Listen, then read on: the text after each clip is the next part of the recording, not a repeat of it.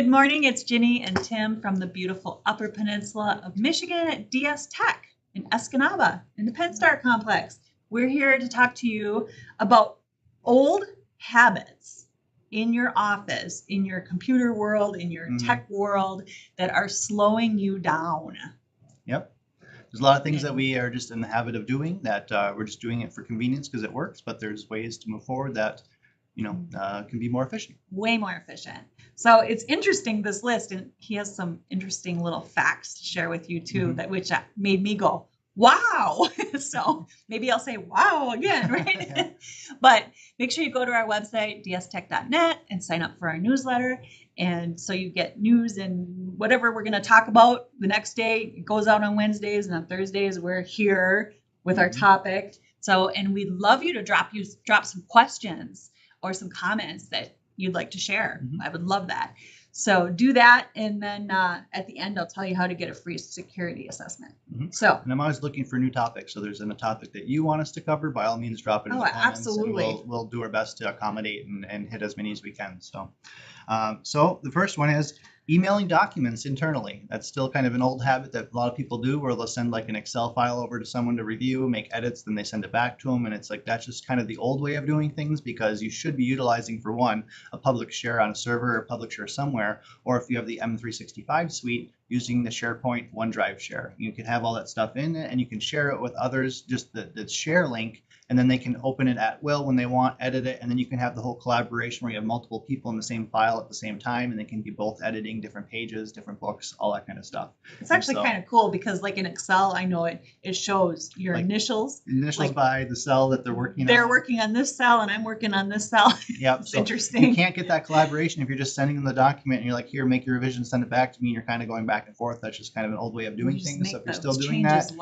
make the changes live, put those documents into a share, and you can have permission set up if you're worried. If it's like, financial data, you can set it up to where just like the accountants have access to those files and things. You can still do it securely and things like that if that's what your concern is. And just, we can help you set it up and be more efficient. So this one here is about a hosted phone system, where most of the phone systems are moving to the cloud now. So the idea of you have your closet or your server room, and in that server room, there's a physical box that is kind of the air traffic controller of your phone, so to say, is they're taking all the calls in and routing them to the right phone numbers and extensions and all that. When you plug a new phone into the network, it can download who is supposed to be on that phone with the extensions and things like that. That's kind of going away, because now all that stuff can be done in the cloud. There's no reason why you have that physical hardware still in your server room, closet, wherever it is. All those same functions you can have in the cloud, and then when you plug the phone in, it just reaches to the cloud for its configuration. It can pull the extensions and all that kind of stuff down. So that's, if you're getting to the point where the hardware, then you're not dealing with hardware. We did a whole topic on cloud hosted systems versus we did, regular and ones. I think we talked about two, scenarios where you would want the cloud and where you would not want the cloud, right? Yep. Yeah, we did. So if you go back a couple episodes, more details on that if you want more details. But just if for most small businesses that are pretty small, one location, things like that, going to the cloud makes sense. It's just much cheaper, and you have better redundancy and all the other features that go with the cloud systems. Which means that the redundancy part means it doesn't go down. Yeah. Not that the other one goes down often, but right. The cloud has the redundancy. It's a whole data center that you're buying a sliver of. So it has all these extra features that you are not going to probably be having in your closet or wherever you have your system hosted. Another thing that's kind of an old habit that I still see some businesses do is they'll have like a conference room, and they'll have like one webcam set up in the corner of the conference room. And when they have their conferences, there's like one webcam for everyone in there. And then they have like a projector with a screen or a big TV or something like that sharing everything.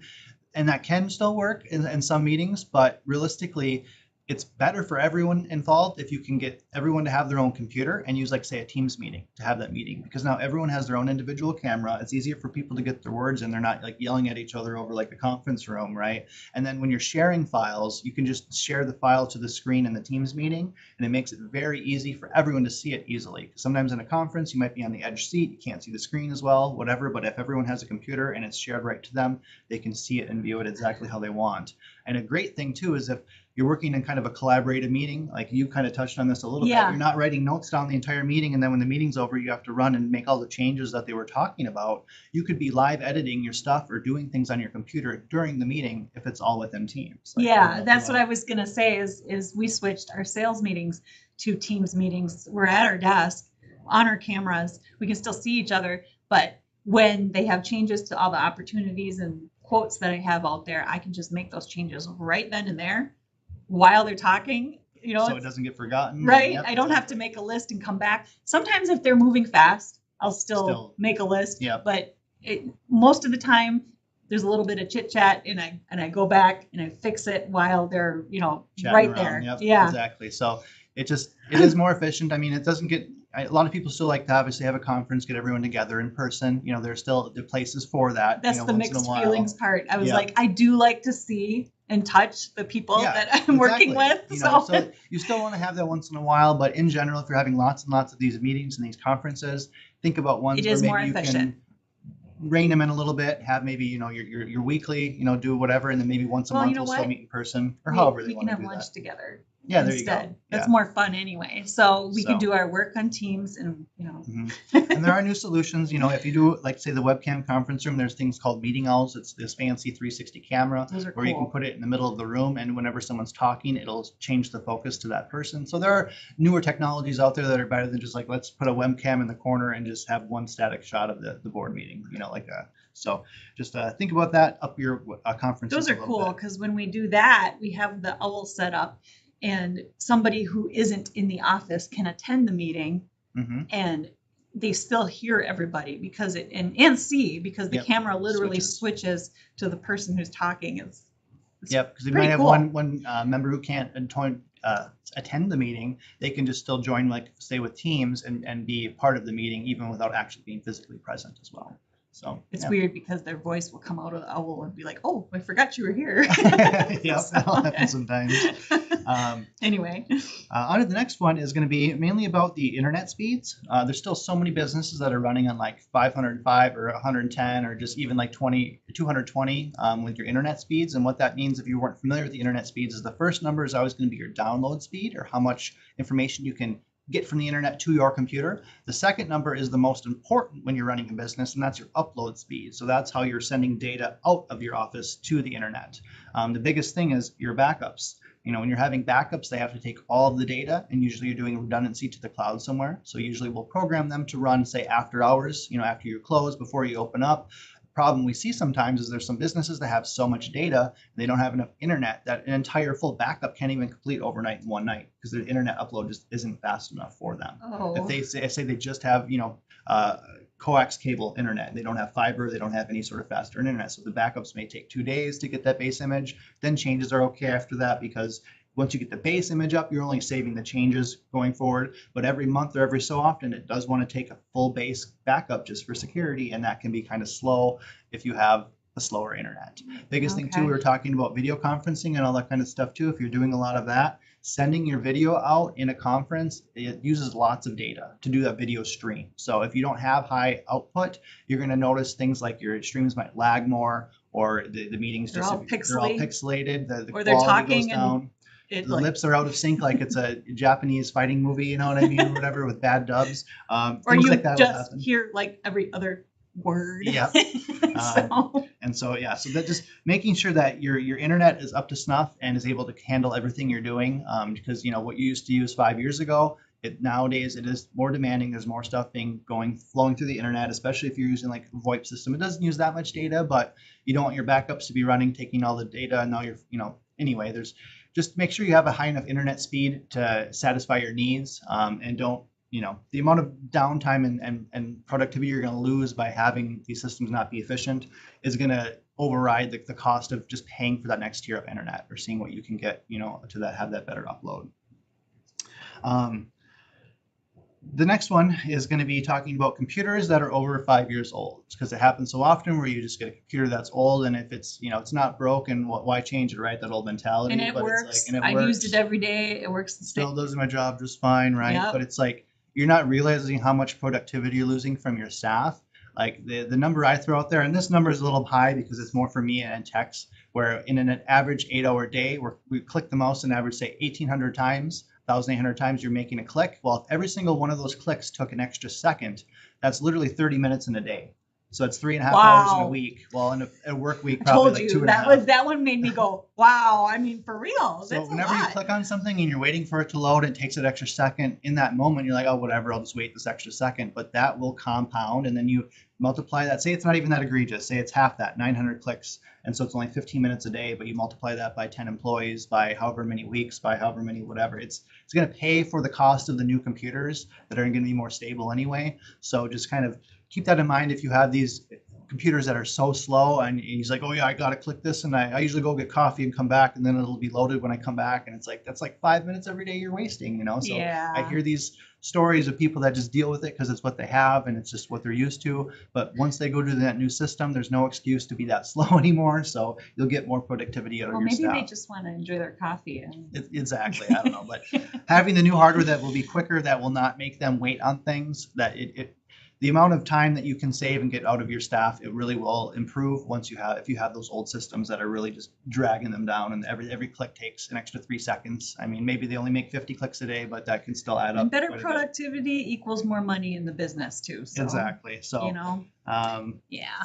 And also with over 5 years old and you're running into it might not be supported anymore. It's probably like running on Windows 7, which doesn't get the security update. So it's essentially like a wide open door to your network. If you have one Windows 7 machine and everything else is Windows 10, it doesn't matter. You're doing everything right on the Windows 10 machines, because that one Windows 7 machine is like having your front door wide open to your house. It's like, why would you leave that if there's no security updates there? So just keep that in mind. That's always why you want to keep up with the latest computers and security. For now, I'll just pipe in here that desktops we usually recommend replacing every 3 years. That's the warranty on the Optiplexes that we usually use are 3 years. Yep. And servers is 5 years. Laptops sometimes is only 1 year, but not to replace the hardware, the warranty. Yeah. It's just because it's harder to fix. And laptops are so compact now too. It's not like a desktop where it's easier to change out the components. So that's why they don't usually offer such as long warranties on laptops.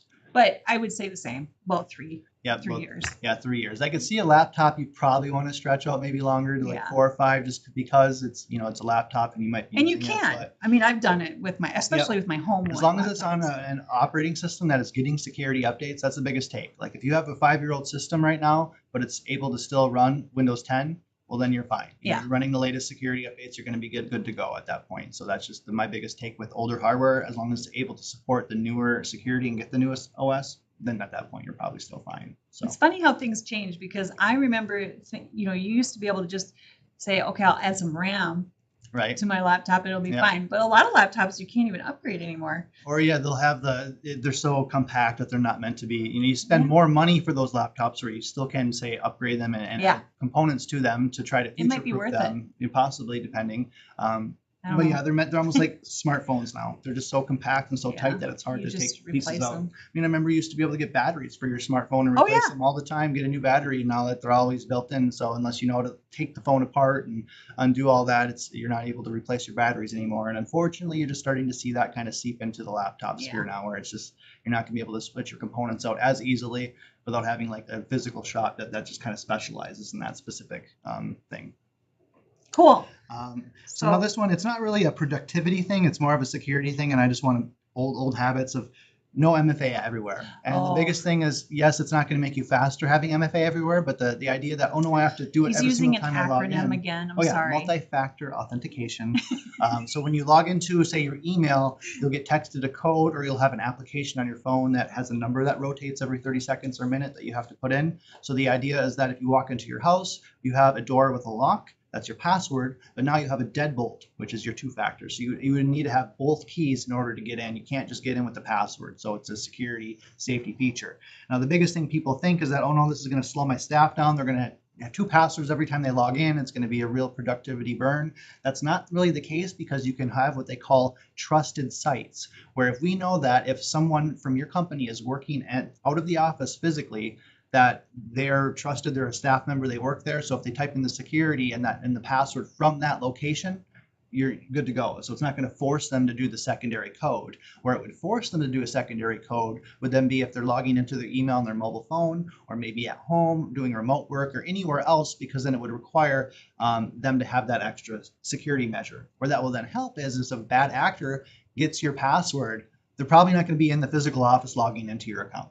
You know, it's pretty rare that they have that ability unless they're like somehow got, you know, into your system like that. Chances are they're going to take your password and try to log into your account from whatever computer they're on, which is going to be not outside the office. So it's going to prompt for that secondary code, and they're not going to have that secondary code to get past the deadbolt. They're going to be stuck just at the door with the door key. So that's where multi-factor is very important. And everything's going to the cloud now with your Microsoft and everything. So it's even more vital to do this than before. And again, by having those trusted sites, you can eliminate that fear of, oh no, my staff is going to be hindered and it's going to be a huge productivity killer because everyone's doing this extra secondary password. Realistically, that's not the case. Maybe the first time set up, and then once you put your trusted site known locations in, it won't be that big, and then you'll still have the security benefits where if someone got that password and tried to log in outside of the office, they would be stopped because they don't have the code. Yeah. So cool. Yeah, that's about some of the old habits, just some generic list of different things that you can improve with your business if you aren't already. Cool. I think I have a blog post out there that will help if you want to click it and go take a look at the list. We went over a little bit more than what was on there, but you know what? If you need to refresh your memory, go ahead and do that. Drop your questions below this video and anything that you would like us to address on these videos. We'd be happy to help. What else? Oh, go to our website, sign up for our newsletter, DSTech.net, and sign up for your free security assessment or free dark web scan. So, yeah. Make it a great day. We'll see you next time.